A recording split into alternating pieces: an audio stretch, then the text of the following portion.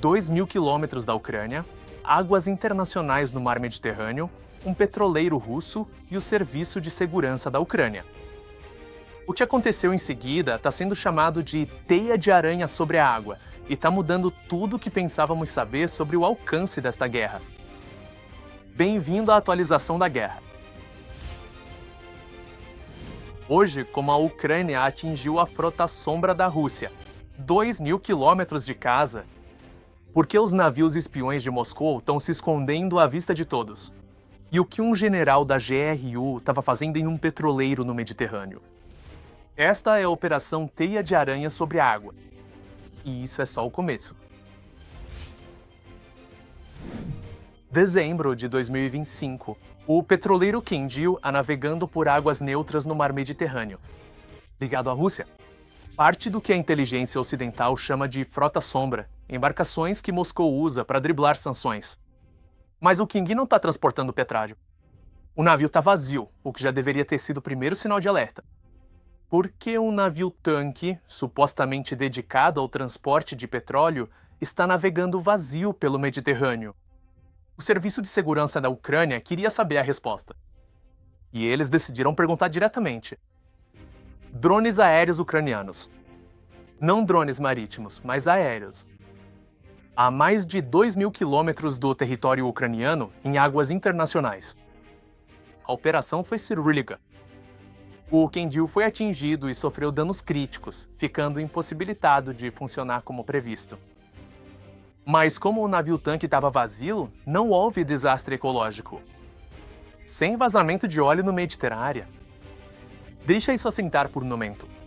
A Ucrânia acabou de realizar uma operação de ataque de precisão a 2.000 quilômetros de suas fronteiras. Isso é mais ou menos a distância de Londres a Atenas. De Nova York a Miami, o alcance do SBU acabou de ficar muito maior.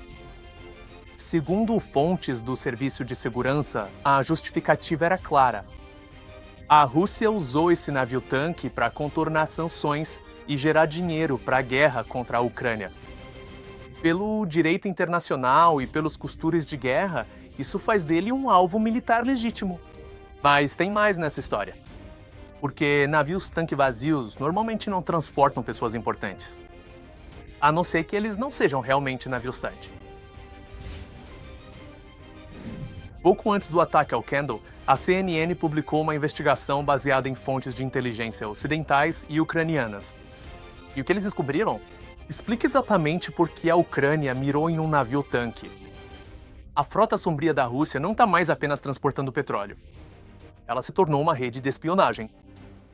Essas embarcações, oficialmente registradas em terceiros países e tripuladas por pessoas da Ásia, estão sendo cada vez mais usadas para operações de reconhecimento e sabotagem em águas europeias. Elas não estão transportando práriga. Elas estão transportando agentes de inteligência russos. A inteligência ocidental percebeu um padrão. Membros extras da tripulação aparecendo nesses navios-tanque, cidadãos russos com histórico em serviços militares e de segurança, alguns ligados a empresas militares privadas, incluindo ex-integrantes do Grupo Wagner. No centro das operações está o Moran Security Group, uma empresa de segurança privada com fortes ligações com o exército e a inteligência russos. Fundada em 2009, seus ex-executivos Yevhen Sidorov e Vadim Gusev ajudaram a criar um núcleo eslavo, que mais tarde evoluiu para o Grupo Wagner. O atual presidente da Moran Security é Vyacheslav Kalashnikov, ex-tenente-coronel do FSB. Os Estados Unidos, o Departamento do Tesouro sancionou a Moran Security em 2024. Eles sabiam o que estava acontecendo. Esses não são apenas seguranças em petroleiros. São agentes de inteligência usando o transporte marítimo comercial como disfarce. A CNN documentou um caso específico, o petroleiro Borikei, que mudou de nome várias vezes e trocou de bandeira. Em setembro de 2025, 2 russos embarcaram no porto de Primorsk, listados nos documentos como técnicos. A inteligência ucraniana os identificou. Um deles havia servido na polícia e trabalhado com o Grupo Wagner. O outro tinha ligações com o Ministério da Defesa da Rússia. O Boracay navegou perto da costa dinamarquesa durante um período em que a Dinamarca estava sendo alvo de misteriosos voos de drones sobre aeroportos e instalações militares. Coincidência? Posteriormente, as Forças Armadas Francesas interceptaram e inspecionaram a embarcação. Eles interrogaram os dois russos. E então, deixe-os ir. O próprio Putin comentou sobre o incidente. Chamei isso de piracaria. Afirmaram que a Rússia não tinha nada a ver com o navio. Disse que era impossível haver drones a bordo. Certo. Ex-oficiais do SSB com ligações ao grupo Wagner navegando perto de bases militares durante incidentes com drones, mas sem qualquer ligação com a Rússia. É por isso que a Operação Kindle é importante. A Ucrânia não está afetando apenas o transporte de petróleo. Estão desmantelando uma rede de espionagem disfarçada de transporte marítimo comercial. Fontes da inteligência ocidental disseram à CNN que documentaram casos em que esses tripulantes adicionais fotografaram instalações militares europeias a partir dessas embarcações. Os navios-tanque se transformaram em plataformas flutuantes de vigilância. A Rússia pensou ter encontrado a cobertura perfeita. Quem suspeitaria de um petroleiro? Bem, o SBU suspeitou e fez algo a respeito. Mas é aqui que a história fica realmente interessante, porque, segundo blogueiros militares russos, houve baixas no ataque ao Kindle. 2 mortos, 7 feridos, e um dos mortos pode ter sido o general Andrei Evrianov. Se você não conhece esse nome, deveria conhecer. Fontes da mídia chamam Evrianov de sabotador pessoal de Putin. Ele foi ligado a algumas das operações de inteligência russa mais notórias dos últimos anos.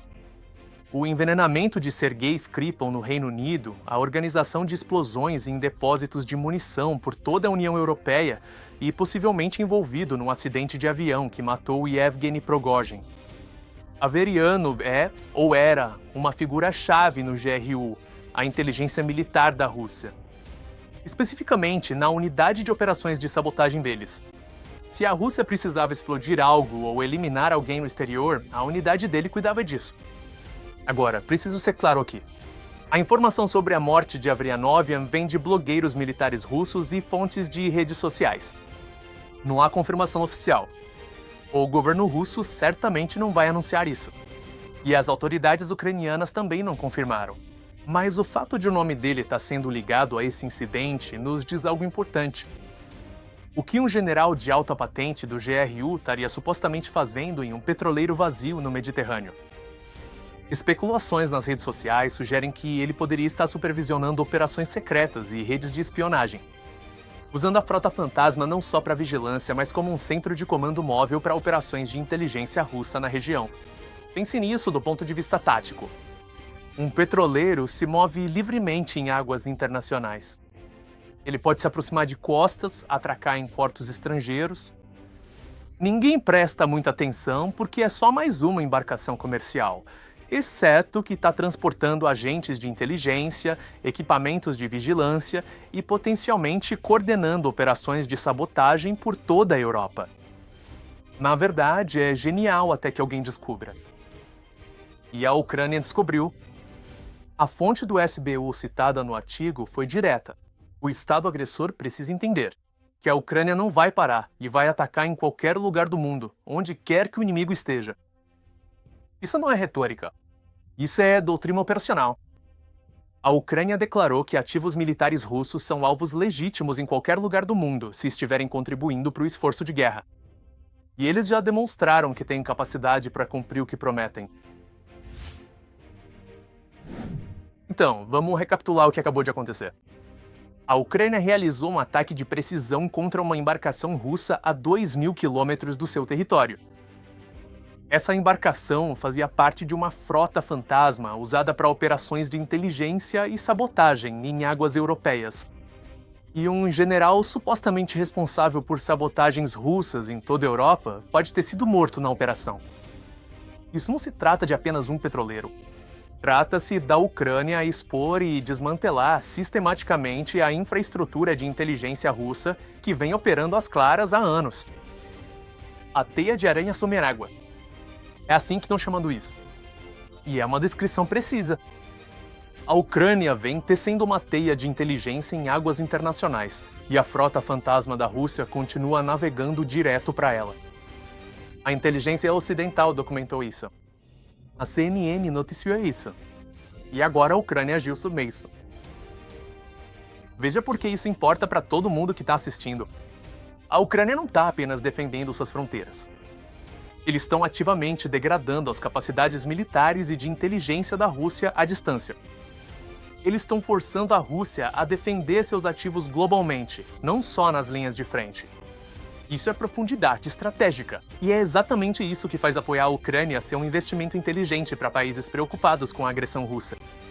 A Rússia achou que os petroleiros dariam cobertura para operações de espionagem. Eles achavam que o Mediterrâneo era longe demais para a Ucrânia alcançar. Eles achavam que um general do GRU estaria seguro coordenando sabotagens a partir de águas internacionais. Eles estavam errados, em todos os aspectos. Essa foi a atualização da guerra. Se isso mudou a forma como você vê esse conflito, inscreva-se, compartilhe e conte pra gente o que você pensa nos comentários. Fique bem informada. Até a próxima!